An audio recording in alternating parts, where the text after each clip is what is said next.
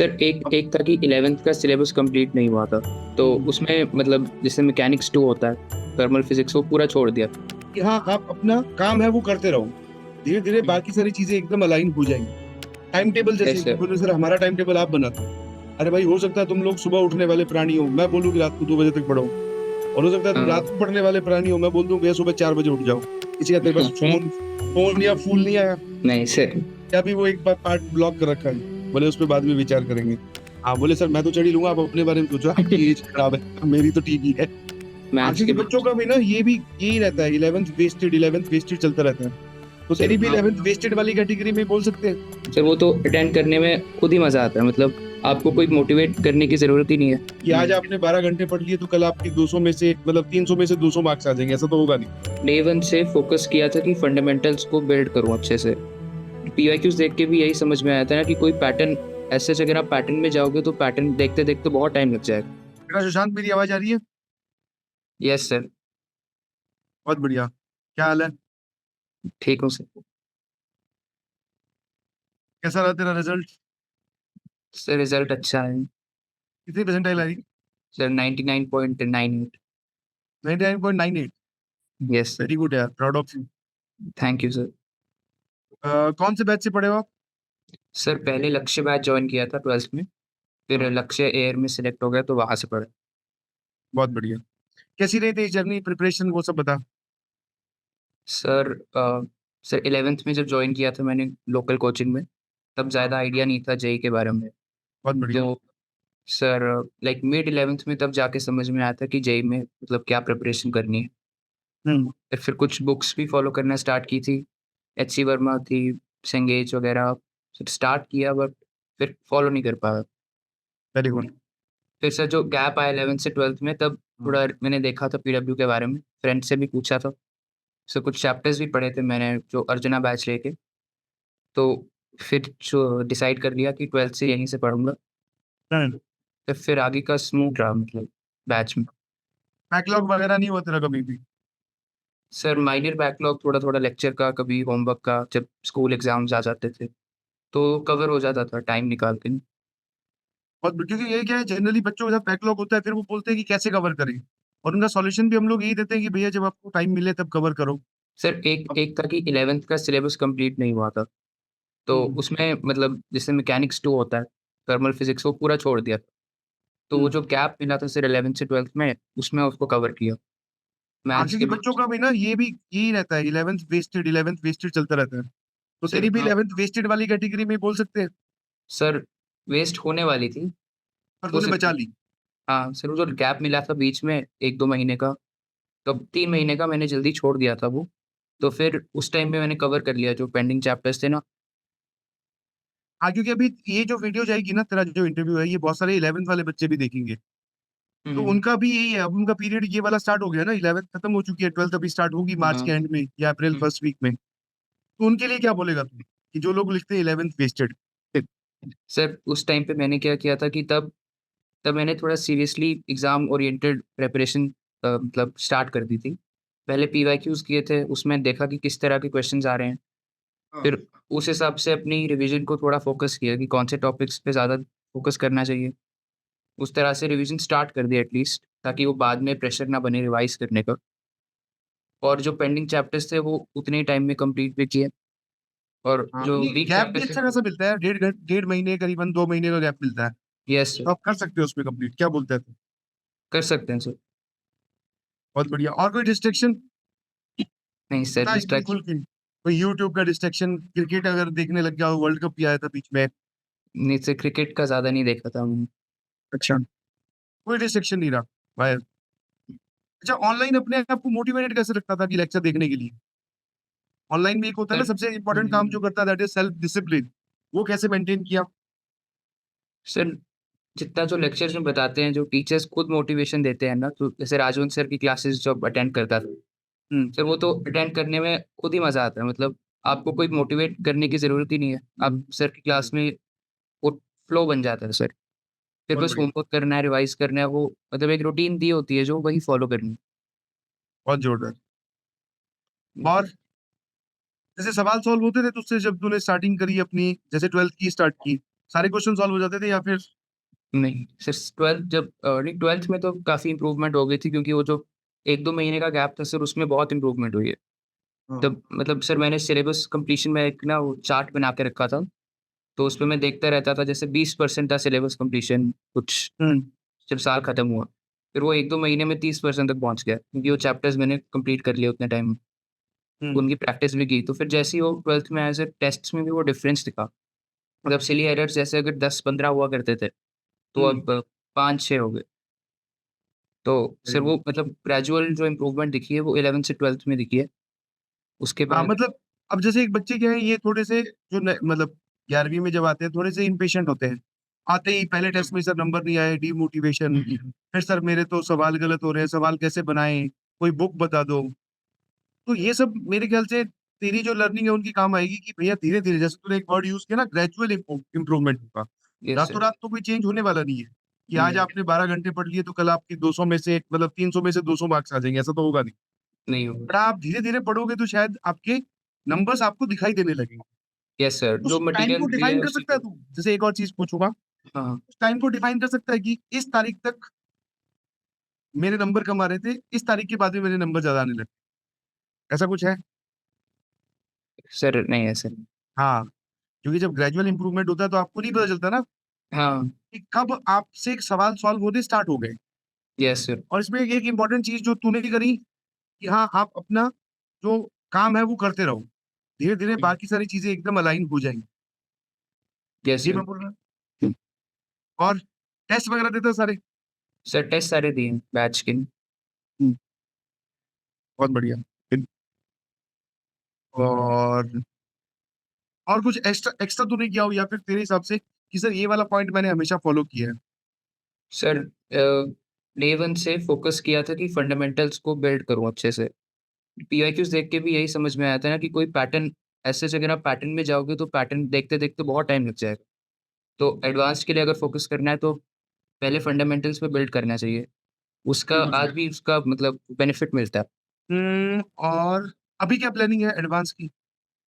Sir अभी जो sir अभी रिवीजन कर रहा था कुछ टॉपिक्स का, और हुँ, बैच में भी टेस्ट चलेंगे, डिस्कशन होगा, तो उसको फ़ॉलो करूँगा अभी। पीछे यार इधर-इधर जो किताबें रखी पड़ी हैं, ये किस चीज़ की किताबें इतनी सारी? सर ये ये हाँ, सर 11वीं के मॉड्यूल्स पढ़े हैं कुछ। अच्छा, इतने सारे? हाँ सर, 11th के 12th के ये। घरवाले क्या करते हैं? पेरेंट्स क्या करते हैं?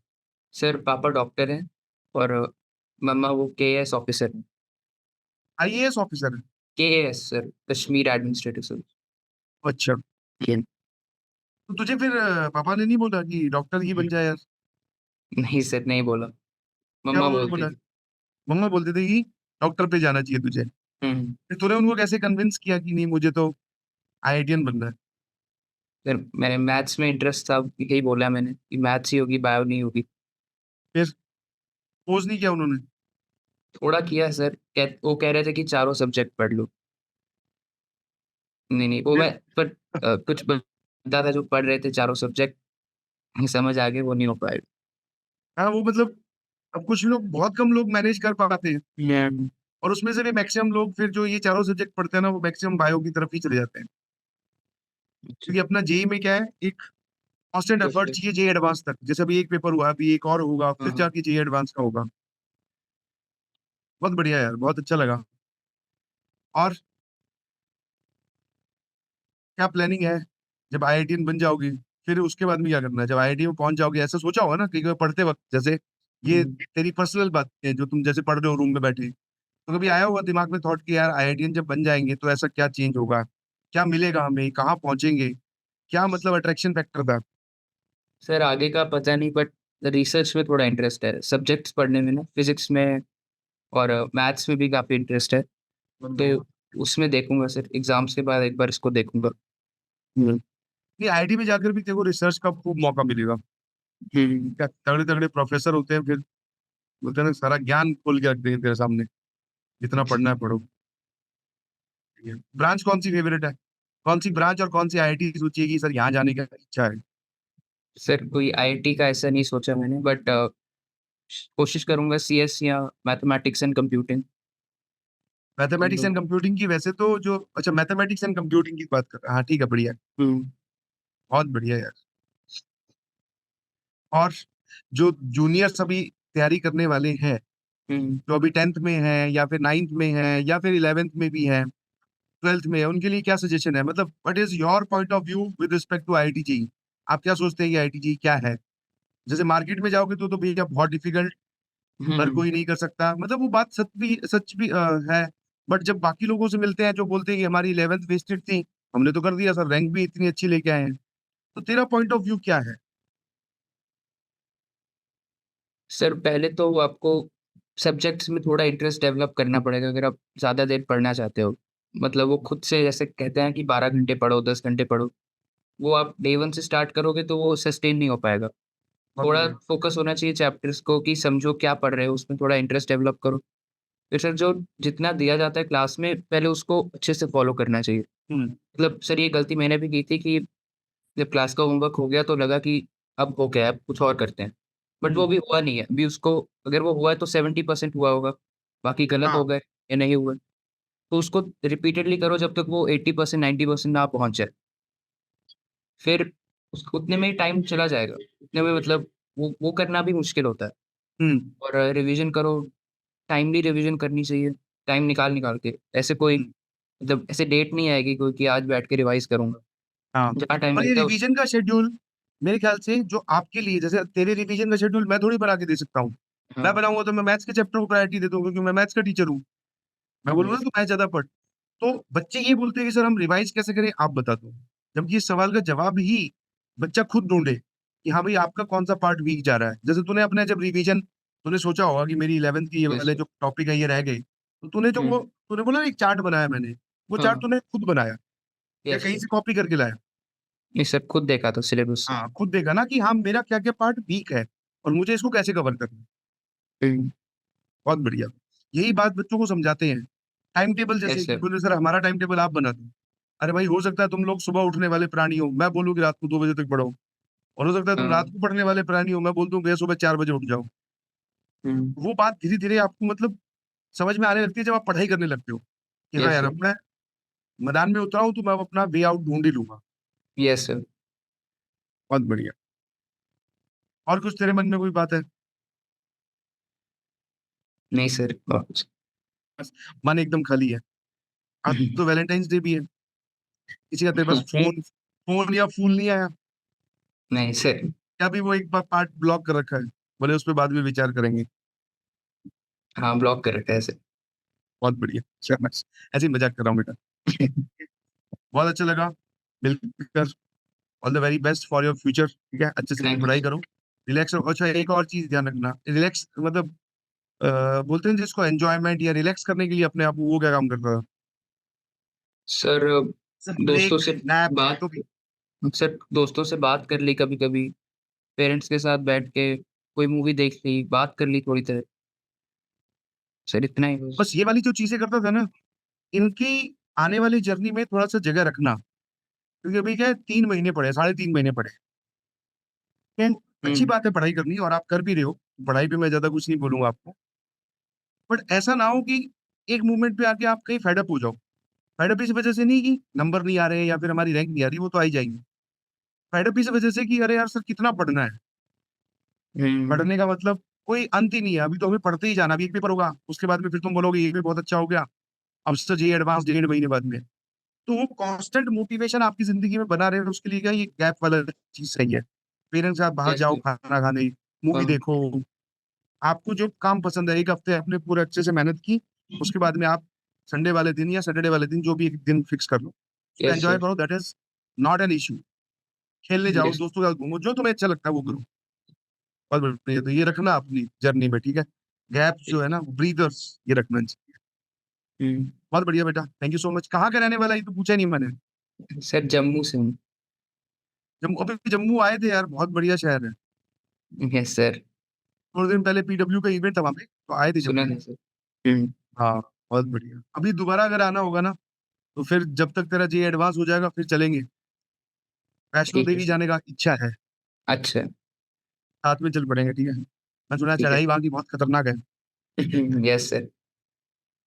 चढ़ लेगा तू? गया हूँ सर एक बार तो। हाँ बोले सर मैं तो चढ़ ही लूंगा, आप अपने बारे में सोचो, आपकी एज खराब है, मेरी तो ठीक ही है। नहीं सर ठीक ही है। नहीं नहीं चलेंगे, जम्मू आएंगे तो प्लीज घुमाना तो जम्मू में, ठीक है? Sure sir. ठीक है बेटा, thank you so much, bye bye. Thank you sir. Bye.